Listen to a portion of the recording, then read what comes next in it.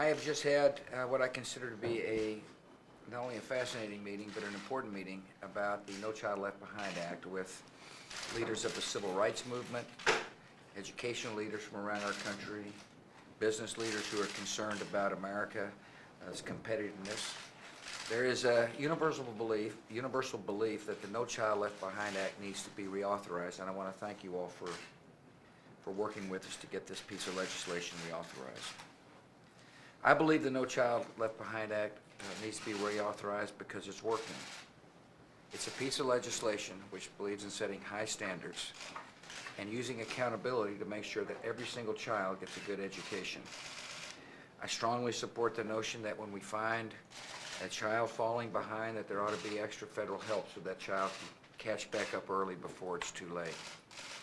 I strongly condemn an achievement gap that has existed in this country. It's a gap between Anglo students and Latino students, or white students and black students, and it's not in our country's interest to allow an education system to continue to foster that difference in achievement.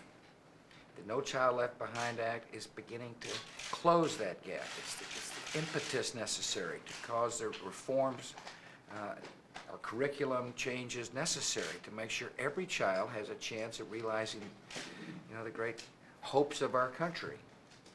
Reauthorizing No Child Left Behind Act is an important statement, an important move, it's an important piece of legislation necessary to keep this country not only competitive, but also a country of great hope.